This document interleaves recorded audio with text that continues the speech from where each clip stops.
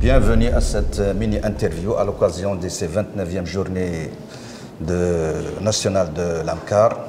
Je suis le Dr Skadi, cardiologue à Khouribga et premier vice-président de l'AMCAR. Et j'ai le plaisir d'accueillir aujourd'hui le professeur Ktani, qui est professeur d'enseignement supérieur à la faculté de médecine de Casablanca, chef de service de réanimation cardiovasculaire à l'hôpital Cheikh Khalifa.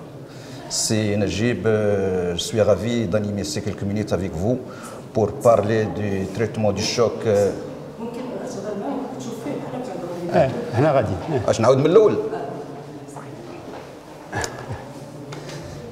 C'est Shakib, bienvenue à cette mini-interview à l'occasion des 29e journées nationales de l'AMCAR. Je suis le Dr Skadi, cardiologue privé à Khouribga et premier vice-président de l'AMCAR. Aujourd'hui, j'ai le plaisir de vous accueillir et je suis ravi d'animer ces quelques minutes avec vous pour parler du traitement du choc cardiogénique en 2022. Merci, c'est toujours un plaisir d'être avec vous.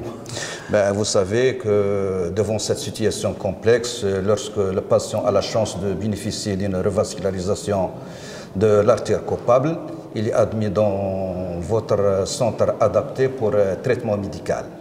Je sais que vous commencez toujours par la dobutamine, la noradrénaline. Je voudrais savoir quelle est la place de nouveaux inotropes, en particulier la lévocimédénon, dans l'amélioration du pronostic de ces malades.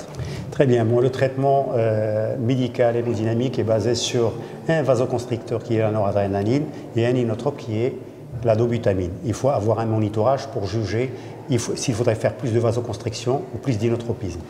Concernant les autres inotropes, il y en a deux qui sont utilisés, qui ont des indications. C'est des inodilatateurs. Ils ont un autre mécanisme d'action, c'est le lévocimédénon qui va être sur le marché dans quelques semaines et le melrinone qui va être sur le marché pareil dans quelques mois au Maroc. Ils ont des indications particulières, c'est quand le patient est intolérant à la dobutamine, quand on a des effets secondaires de la dobutamine, ou bien quand on veut avoir un certain degré de vasodilatation pulmonaire.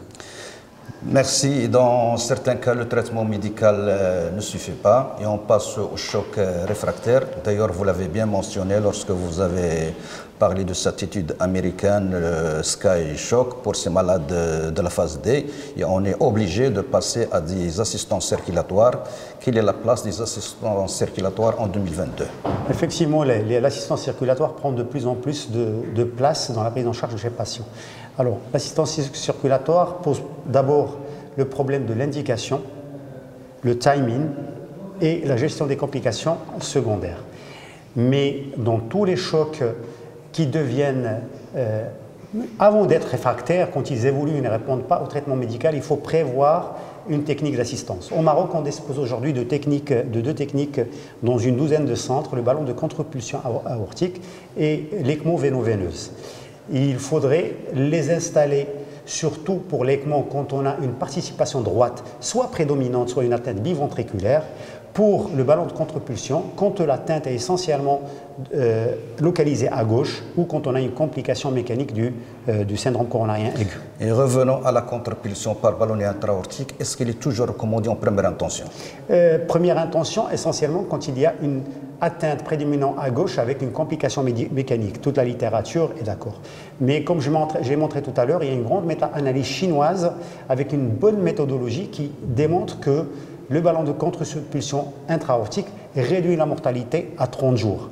À côté de ça, il y a le registre japonais, à peu près 250 000 coronariens, et ils ont à la fin limité les syndromes coronariens dilatés qui ont eu une ECMO véno-artérielle, et ils ont vu que l'association ballon de contre-pulsion améliorait la survie à 30 jours, de façon significative.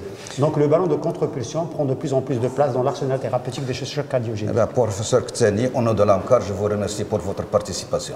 Je vous remercie et c'est toujours un plaisir d'être avec vous. À la prochaine.